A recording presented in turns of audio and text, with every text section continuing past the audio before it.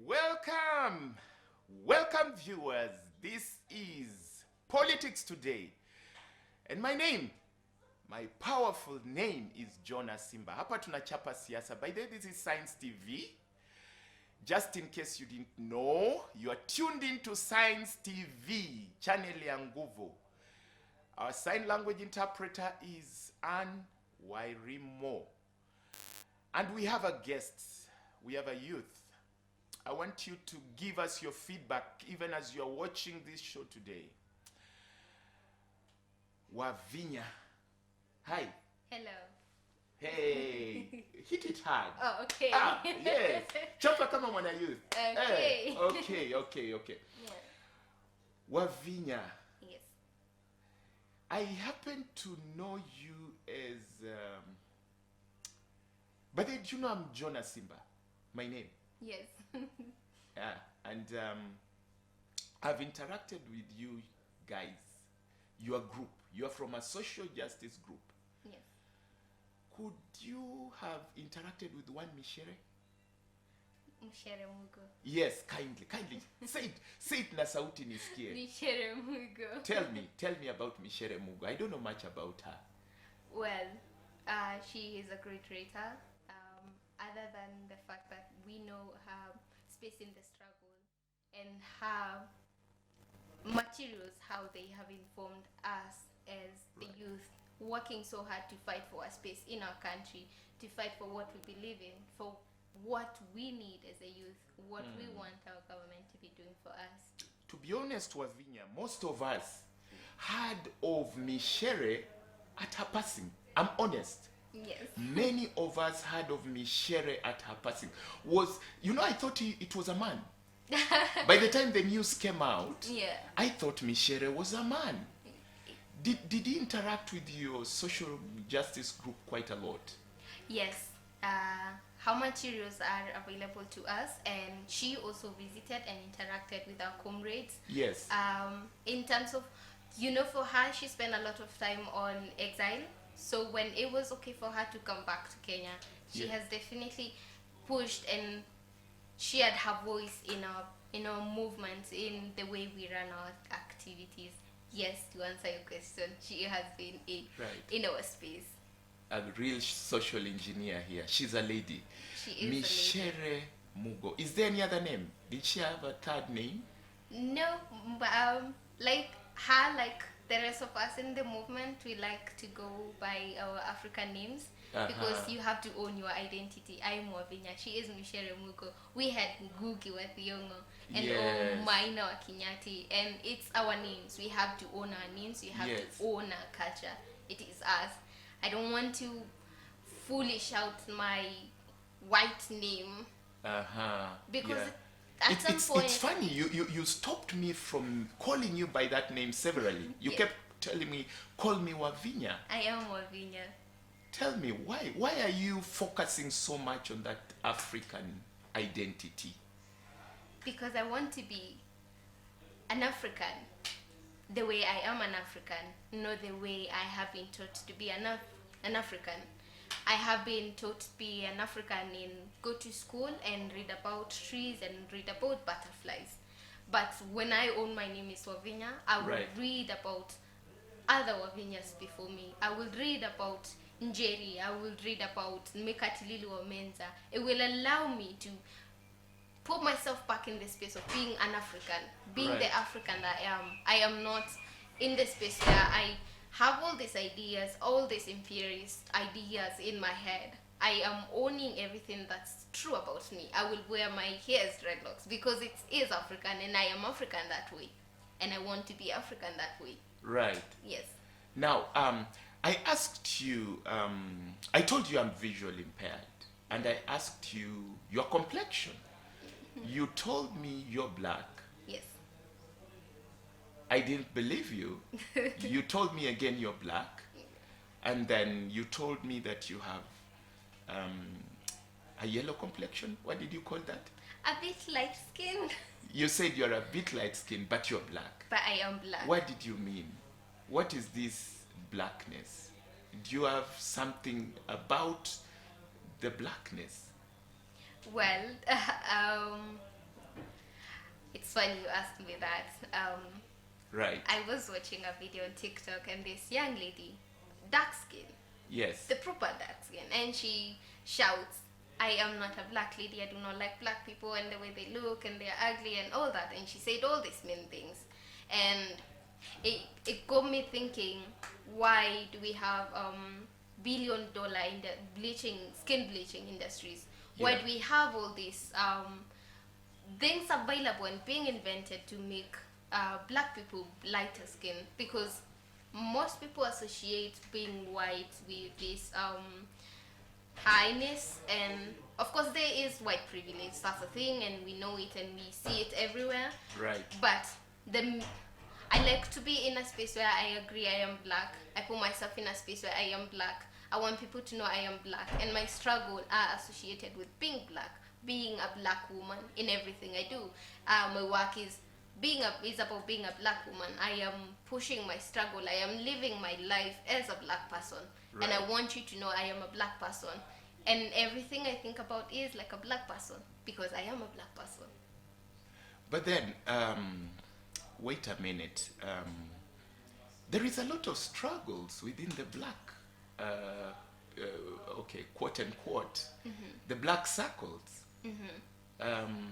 Many other youths like you are running away to identify with, I'm avoiding to say white, Yeah. but they are identifying with something. Because when they think of black, all they see is adversity. Yeah. What do you have to say about that? Well, when we as Africans, the way we were raised, Right. for example, me, I was born in a village. I went to a village school, and then I went to a village high school, and then I went to university, and then I came to Mathare.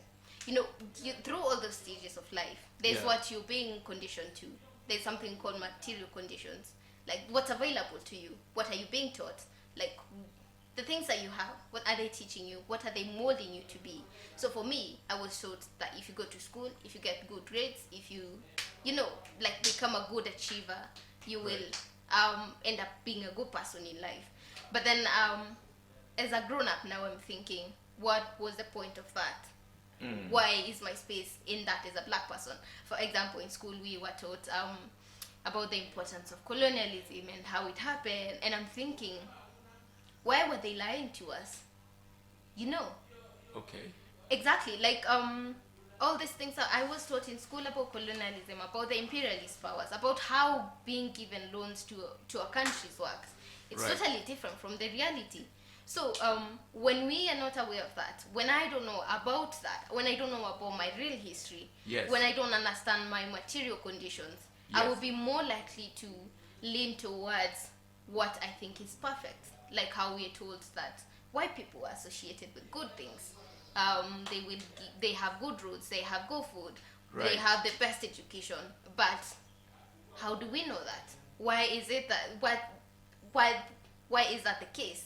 And if that's the case, so most youths are like tending to lean towards that because that's what we were taught, even though it's not the reality of things.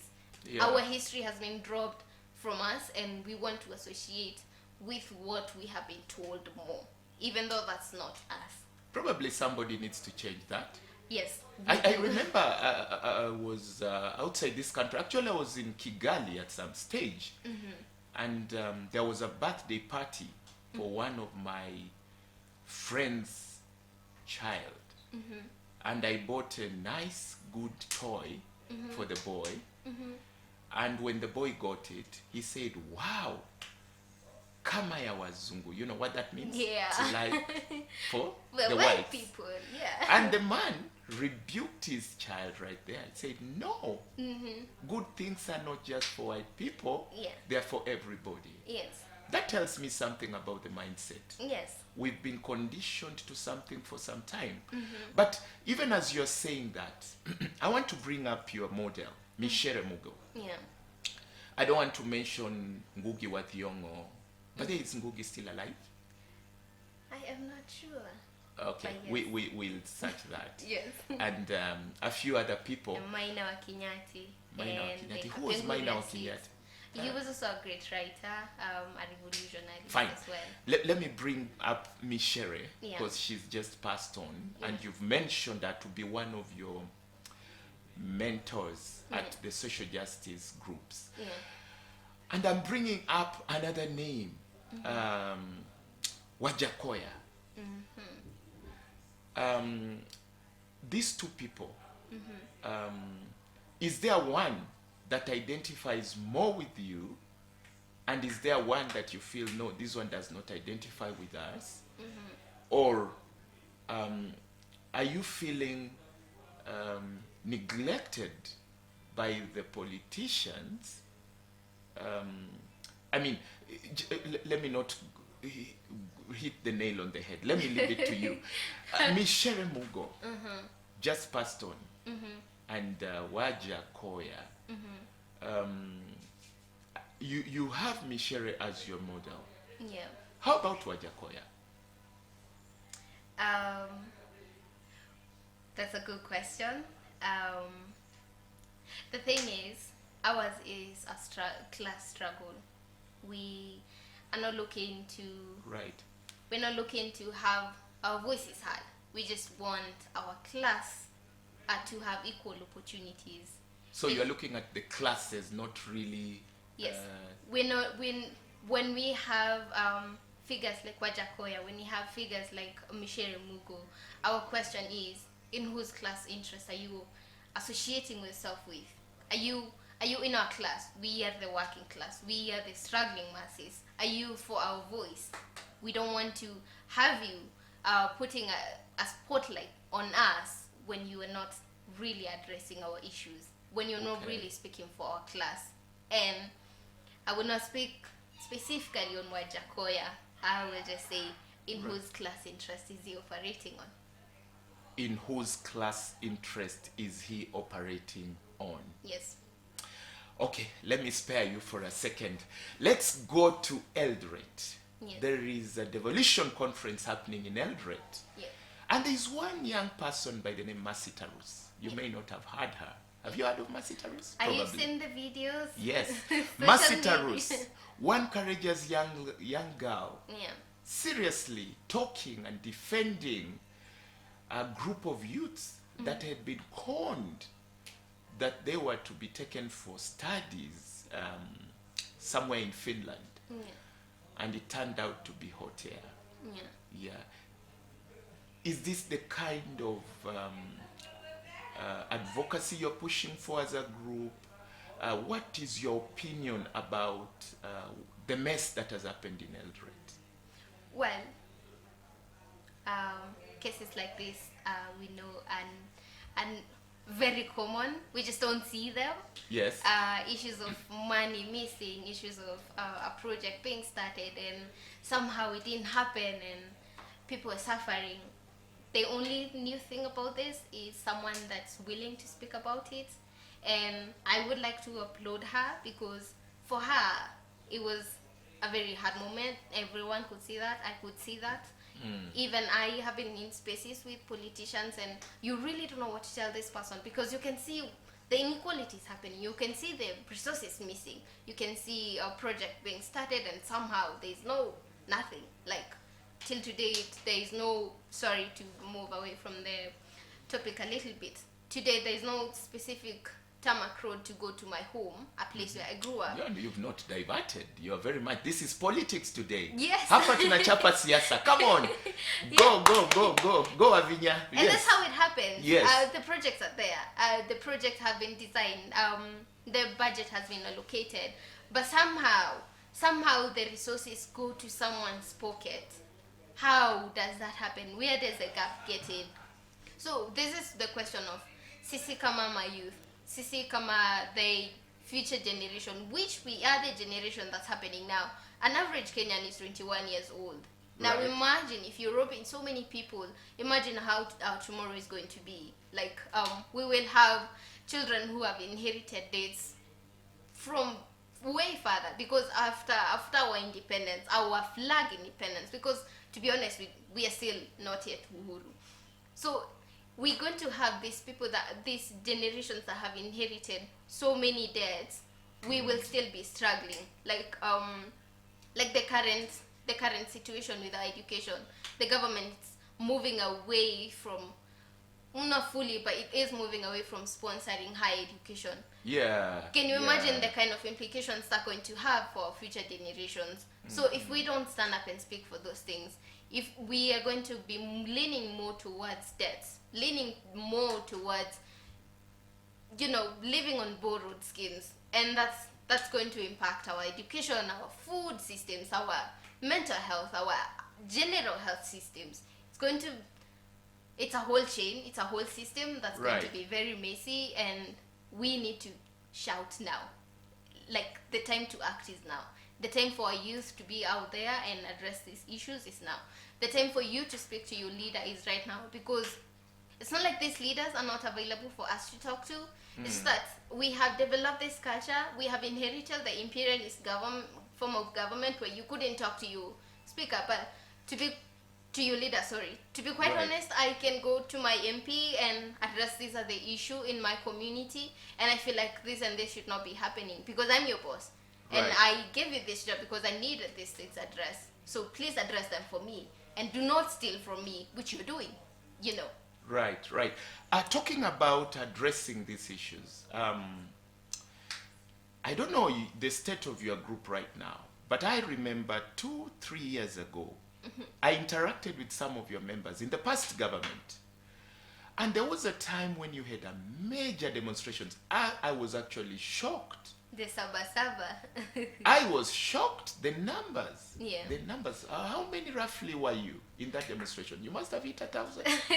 Usually, most of the people that join our movements, our demonstrations, and our work for whatever we advocate for, like Nja Revolution, like, the campaigns that we have. Oh, you even have Nja Revolution. We don't just get up and go outside. You must be fighting for something. You must be asking the government to do something for you. Right. So mostly it's about speaking to the masses. You remember when I said it's about in whose class interest?